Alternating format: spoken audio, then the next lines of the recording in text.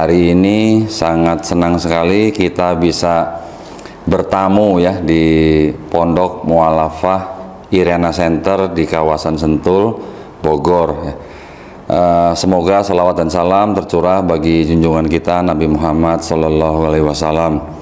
Saat ini saya sedang bersama dengan guru kita tercinta, guru yang mungkin bagi peminat dan penggiat kristologi sudah tidak asing lagi, termasuk saya dulu karena saya juga belajar diam-diam dari Umi ini. Ya, hari ini saya sangat senang sekali bisa bertemu dengan Umi Irena Handono karena ilmu yang kita serap dari Umi ini sangat luar biasa ya, khususnya bagi kita yang dulu sedang mencari kebenaran gitu ya.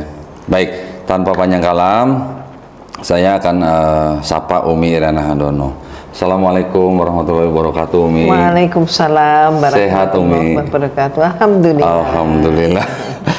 Iya, akhirnya kesampaian juga Umi ya. Kita bisa ngonten bareng nih. Saya ngonten sama guru goib saya dulu nih berarti. Umi ini dulu guru goib saya. Jadi kalau waktu saya lagi belajar, saya nonton videonya Umi. Nah, Umi dulu mungkin waktu lagi kasih kajian gitu Umi ya. Umi nggak tahu kan di daerah mana, di belahan bumi mana ada orang memperhatikan pelajaran yang Umi kasih di video. Cuman Umi juga nggak tahu ya. Iya, nah kita nggak pernah tahu ajaran apa yang dulu pernah kita kasih. Terus ada orang yang menerima sampai mendapatkan dan menjemput hidayah dari Allah Subhanahu Wa Taala. Alhamdulillah. Ya, itu suatu berkah yang luar biasa. Baik, nah hari ini saya ada program spesial dengan Umi Irena Handono. Sebelumnya kejutan ya. Kejutan. Nah, sebelumnya saya mau bawa apa namanya? Mau berikan oleh-oleh buat Umi ini. Nah, ini oleh-oleh. Apakah itu?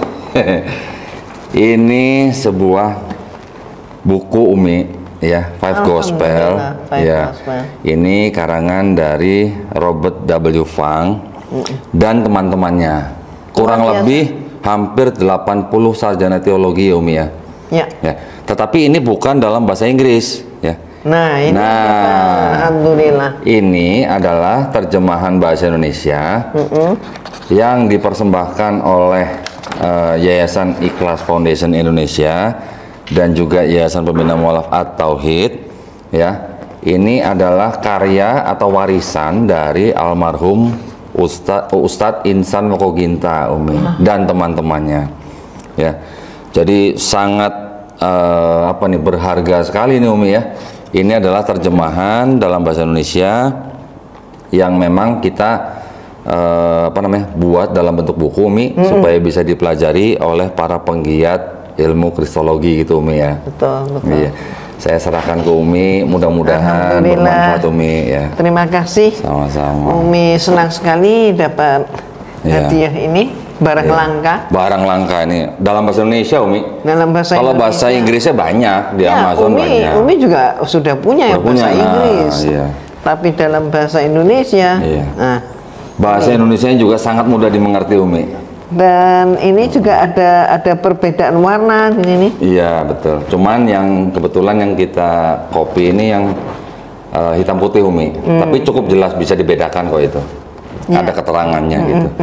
Jadi para pemirsa, buku ini sebenarnya apa ya istilahnya ya, mencoba mengidentifikasi ya Umi ya, mana yang benar-benar perkataan dari Yesus, mana yang kelihatannya bukan, mana yang sepertinya iya, ya mana yang sepertinya iya, dan mana yang benar-benar pasti bukan ya Umi ya. Ya, mana yang jadi jelas bukan ini. Nah, dibedakan dengan warna.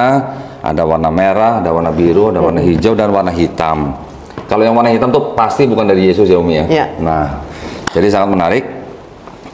Setiap penggiat kristologi itu menjadi buku wajib ya Umi ya. Karena di situ selain juga mengidentifikasi yang mana perkataan Yesus dan mana yang bukan, juga mereka menelaah setiap ayat di dalam gospel.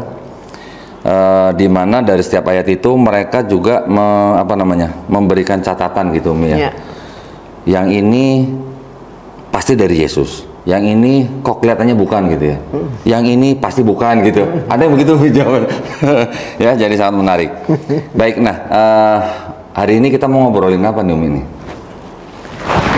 Kayaknya Yang menarik itu hari ini kita ngobrolin tentang agamanya para nabi. Nah, agamanya para nabi. Saya udah tahu jawabannya, Umi. Gimana? Pasti Islam gitu. Tetapi gini, ada beberapa anggapan atau pemahaman, Umi. Yang namanya Islam itu kan baru lahir di abad ke-7. Gitu ya. Bagaimana caranya? Ya, secara akademis gitu. Yahudi, Kristen, Islam disebut sebagai agama Abrahamik, gitu ya, secara akademis. Tapi kalau kita di dalam Islam, kita memahami bahwa semua nabi dari Nabi Adam alaihissalam sampai ditutup oleh Nabi Muhammad SAW, semuanya adalah Muslim. Iya. Tetapi yang perlu diperhatikan adalah syariatnya. Setiap nabi-nabi sebelum Nabi Muhammad SAW mempunyai syariat sendiri-sendiri umumnya.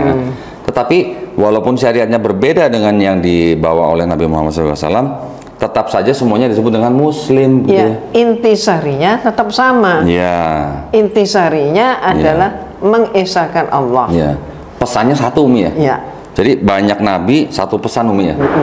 Many prophets one message. Ada foundation yang namanya seperti itu, Umi. Oh gitu. Di luar negeri. Nah, ini kajian atau topik yang sangat menarik ya. Nanti kita dengarkan dari Umi.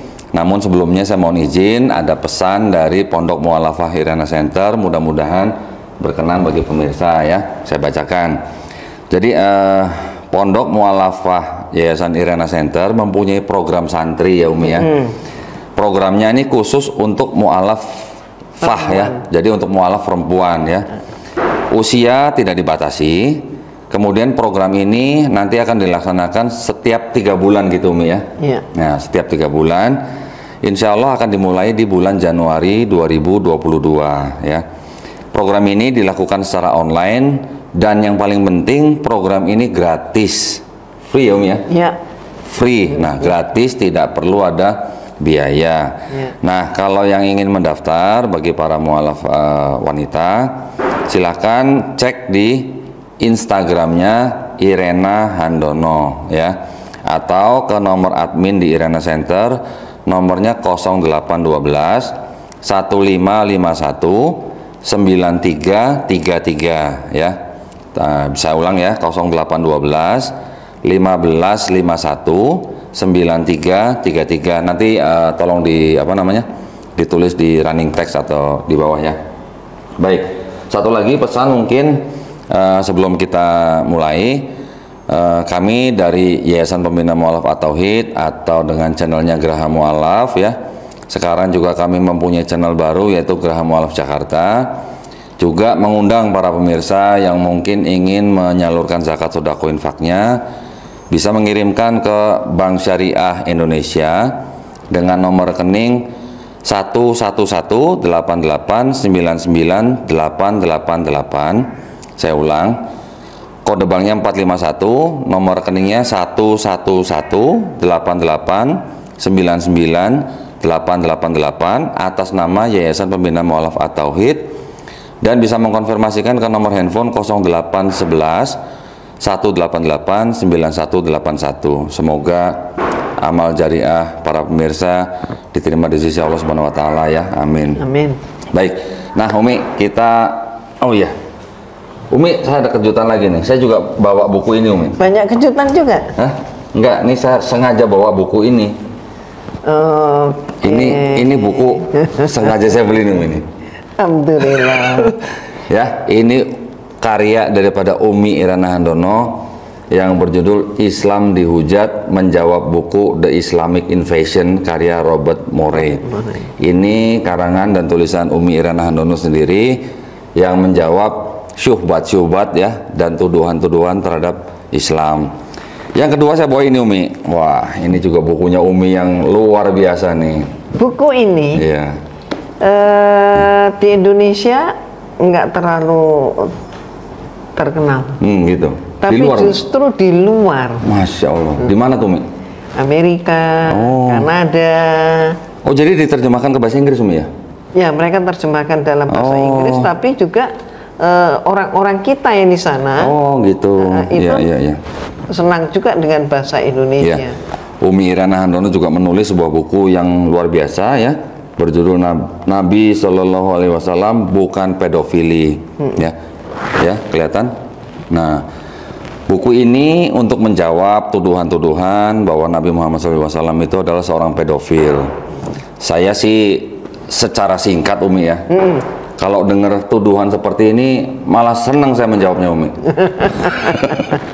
Ya, karena kita mereka sendiri ya. Ya, karena istilah pedofil sendiri baru ada tahun berapa, ya kan? Kemudian timbulnya istilah pedofil itu dikarenakan ada perubahan standar moral ya, Umi ya. Sedangkan pada saat Nabi Muhammad SAW di dalam hadis diceritakan menikahi Aisyah, itu standar moralnya mungkin berbeda dengan standar moral zaman sekarang, gitu Umi ya. Bahkan kalau kita lihat ke belakang lagi, umat Yahudi pun juga melakukan hal yang sama atau dalam arti mempunyai standar moral yang sama gitu sebenarnya, yang diterima di masyarakat pada saat itu sebagai standar moral yang wajar atau normal gitu kan Umi ya. Karena memang kan mungkin tingkat kehidupan laki-laki atau manusia pada zaman itu kan tidak seperti sekarang. Jadi, banyak perang segala macam ya. Mengukur peristiwa yang terjadi pada masa abad ke-7 dengan ukuran abad ke-20. Betul, itu namanya tidak pas ya Umi ya. Nah, jadi kalau yang namanya pedofil atau standar atau pernikahan dini dianggap sebagai suatu moral yang tidak baik atau negatif, seharusnya dikembalikan gitu ya. Saya cuma nanya gini aja Umi, kalau memang Nabi dianggap seorang pedofil, terus Yusuf yang dianggap ayahnya Yesus itu, yang berusia 90 tahun, ini menurut sumber dari mereka Umi ya, yang berusia 90 tahun, menikahi Maria, ibunda daripada Yesus, yang diperkirakan berumur 12 sampai 14 tahun, itu bisa disebut pedofil apa enggak gitu? Ya, itu dia. Kan gitu ya.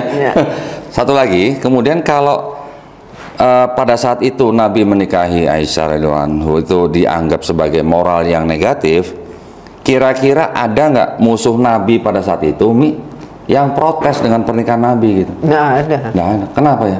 Karena wajar pada saat itu ya, gitu Mi ya. Belum lagi kalau kita ke belakang lagi, Ribka menikah umur berapa, belum lagi Betseba umur berapa, nah itu boleh dipelajarin lagi Umi ya. Dan satu hal yang betul-betul membuat mereka tidak bisa menjawab ya, tidak bisa menyanggah, menjelaskan juga nggak mampu. Kenapa? Karena Aisyah radhiyallahu anha itu dibawa pulang ke rumah Rasulullah itu setelah fase dewasa. Fase dewasa dalam Islam itu bukan ditentukan umur 18 tahun, umur 16 tahun, bukan, tapi adalah menstruasi. Dan seorang wanita itu kan umur dia mendapatkan menstruasi itu kan di setiap lokasi berbeda-beda Umi ya. Mungkin di Indonesia tiap zaman juga beda-beda. Tiap zaman juga beda-beda, tergantung dari geografis juga Umi ya. Betul. Tergantung dari diet juga Umi ya. Tergantung juga dari temperatur dan keadaan sosialnya. Nah, kurang lebih begitulah.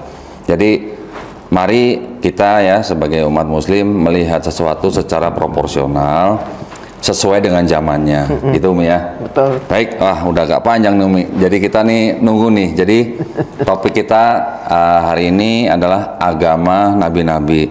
Waktu dan tempat saya persilahkan Umi.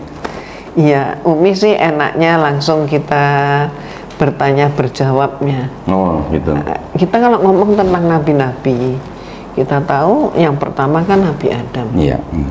Alaihissalam. Ya. Nah ini apa namanya, menarik banget ini sebenarnya.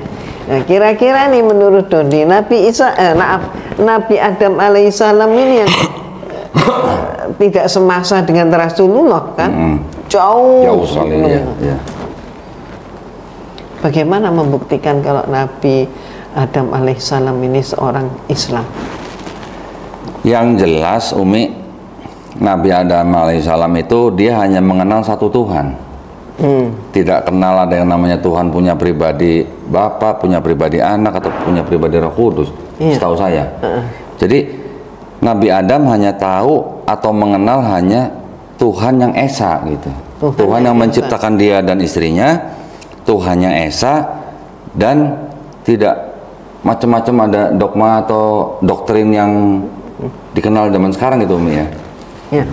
Jadi betul sekali, Nabi Adam alaihissalam ini abad yang jauh berbeda, abad yang lalu sekali. Padahal yang namanya konsep Trinitas, Tuhan, Bapa, Putra, dan Roh Kudus, itu baru dikenal setelah adanya Konsili Nisia. Iya. Tahun 325 Masehi. Itu belum Trinitas, Umi. 325 belum Trinitas, Umi. Ya, Konsili Nisianya sudah ini ya. Itu sudah. baru Duinitas, Umi. Ya. Artinya Trinitasnya 381, Umi. 381 baru sempurna. Baru sempurna, ya betul. Karena 325 itu mereka sudah menyatakan 3. Jadi mereka sudah mengatakan 3. 3 itu siapa? Nah, ini. Satu, Bapak. Kedua, anak. Oke, yang ketiga siapa? Nah, ini bingung, Sehingga kemudian sempat mereka menyatakan Roh Kudus. Ya, oke, sekarang simbolnya kayak apa? Nah, itu blank nantinya. Sehingga kemudian 381 barulah mereka sepakat bahwa simbol daripada Tuhan Roh Kudus itu adalah burung merpati putih. Yang sekarang mereka nggak pede menyebut begitu, maka banyak di antara mereka menyebut itu adalah simbol perdamaian. Mungkin itu juga kali ya, Umi ya, awal mula dipakainya simbol merpati untuk perdamaian dunia gitu mungkin ya, Umi ya. Ya, itulah. Bukan api ya, Umi ya. Aneh kan? Bahkan Metacosta kan api, Umi, yang turun, bukan burung merpati, Umi. Api, terus kemudian ada lidah keluar apinya gitu. Macam-macam. Ini kemudian Nabi Adam alaihissalam, kita coba tengok nih di dalam surat Al-Maidah ayat 27 supaya Umi tidak salah, ada satu kata yang kurang atau apa. Umi mau baca nih terjemahan langsung ya supaya langsung aja. Al-Maidah ayat 27. Dan ceritakanlah Muhammad yang sebenarnya kepada mereka tentang kisah kedua putra Adam. Ketika keduanya mempersembahkan kurban, maka kurban salah seorang dari mereka berdua itu diterima dan yang lain tidak diterima. Yang diterima adalah Habil, putra yang namanya Habil. Yang nggak diterima yang namanya Qabil.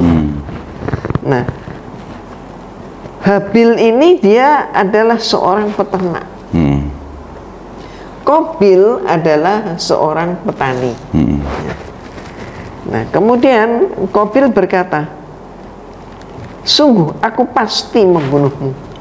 Jadi dia ini mengambil gandum dan segala macam itu, kemudian dia ambilnya, Tuhan kan nggak lihat, Tuhan nggak lihat, jadi diambilkan yang nggak kepake aja, atau dibakar. Nah, terus kemudian dia setelah itu dia lihat bahwa Habil ini serius gitu. Dia peternak, dia ambil dombanya, dan dia pilih domba yang paling bagus. Dan itu kemudian dia bakar. Terus kemudian dia katanya bebel ya, asapnya itu membumbung tinggi ke angkasa. Di Bible ditulis begitu. Al-Quran enggak ya. Nah, inilah nanti kita akan merasakan bahasa Al-Quran dan bahasa Bible. Nah, kemudian Al-Quran sudah menyatakan dengan kalimat sungguh aku pasti membunuhmu. Ini adalah ucapan daripada Qabil. Berarti apa dia? Ada rasa iri hati, ada rasa dengki. Ngapain nggak ngapa-ngapain kan? Kok mengancam mau bunuh?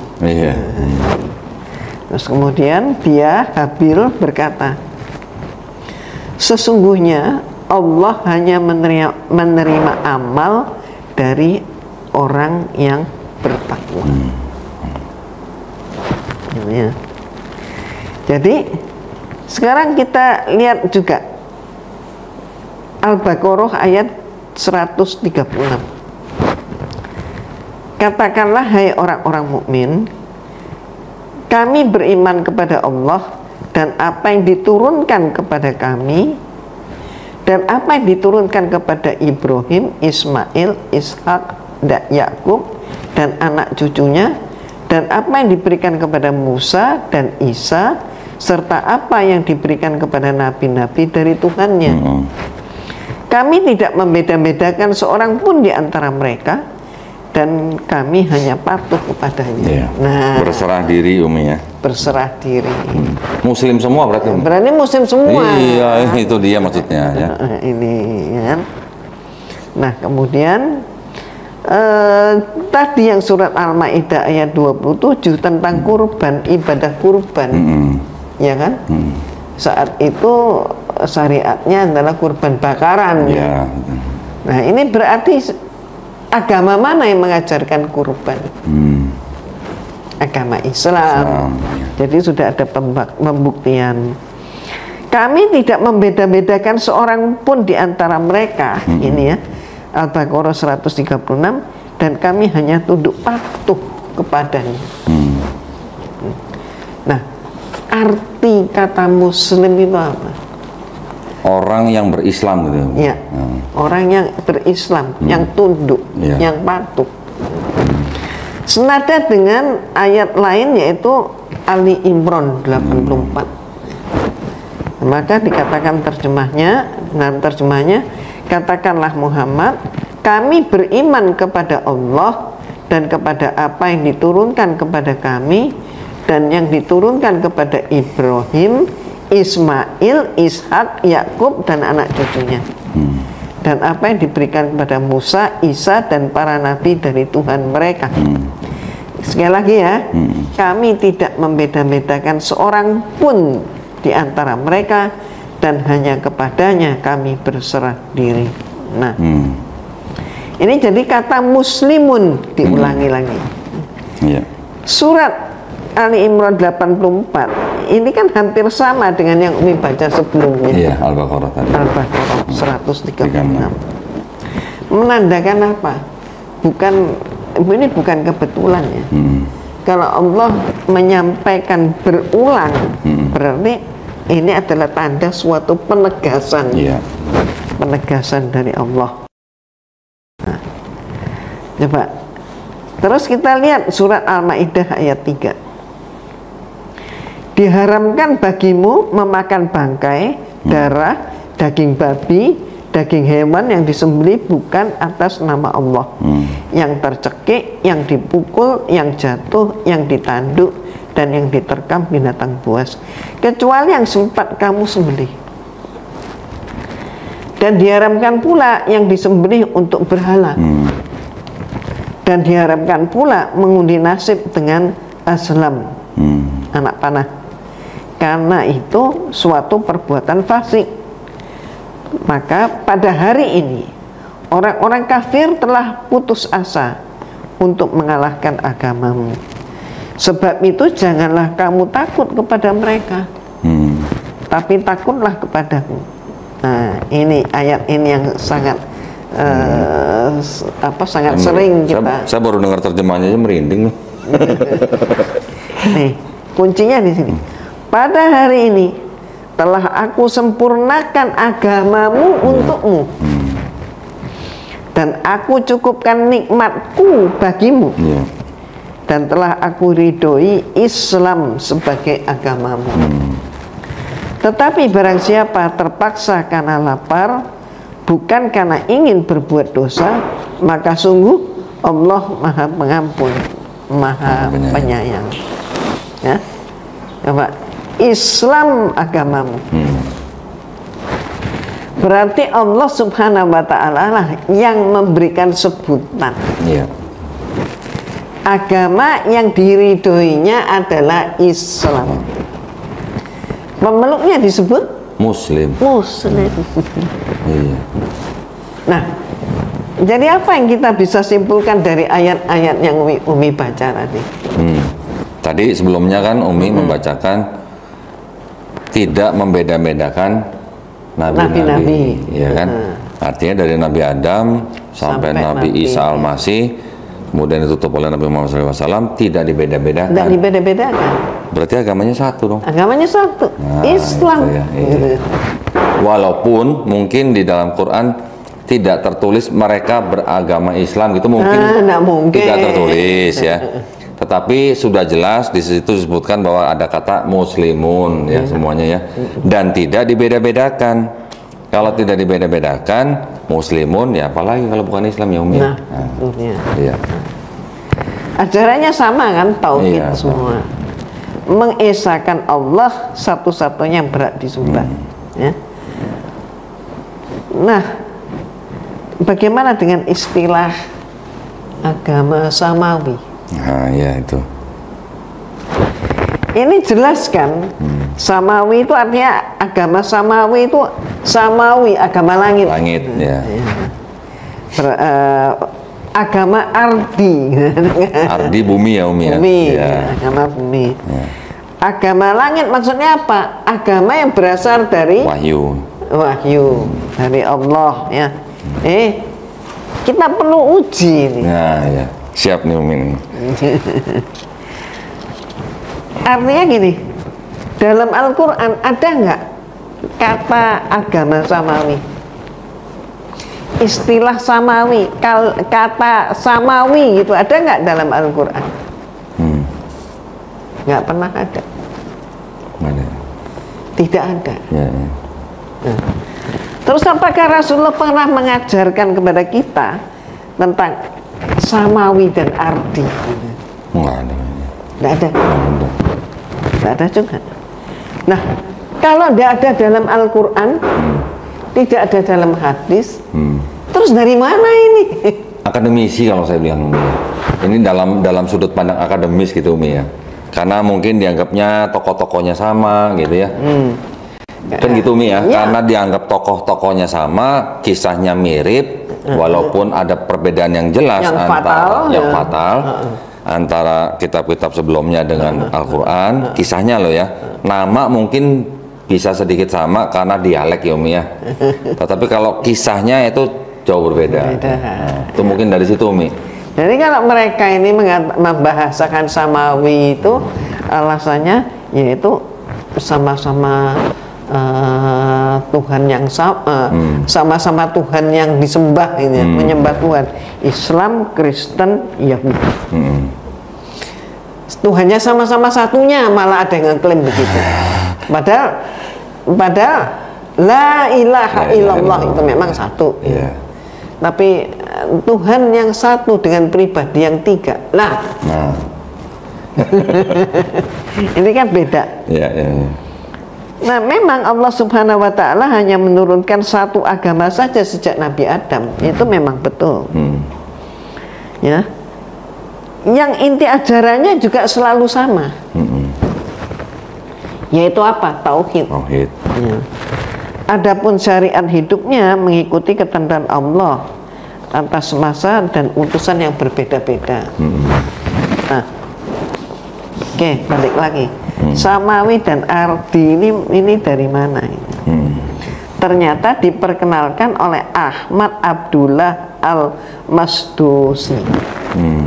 Ini seorang sarjana Muslim Pakistan melalui karyanya yang berjudul Living Religions of the World tahun 1962. Oh, belum lama dong ya? Belum lama. Yang memopulerkan orang kita Endang Saifuddin Ansori 1979. Oh iya. Udah lahir tuh saya Umi? Udah lahir. Udah lahir. Repelita 2. Ada yang provokator. Apa dia bilang? Masih Kristen kan? Masih.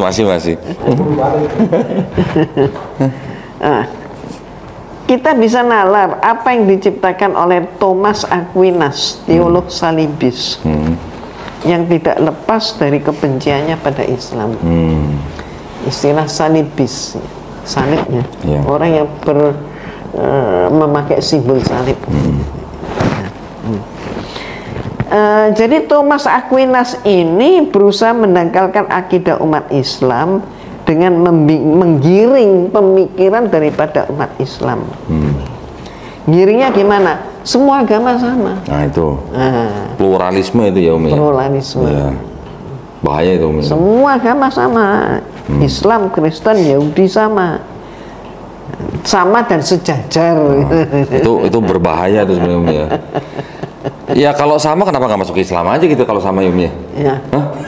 Aneh kan? Kalau sama gitu ya. Kenapa? Maka mereka selalu maki-maki Islam teroris, radikal, radikul. Radikul. Terus Islam yang melarat, Islam bodoh dan sebagainya. Lah, miskin. Miskin ini. Lah kenapa? Kalau di Meksiko yang miskin apa itu Umi? Katolik lah. Oh Katolik. Bukan saya ngomong.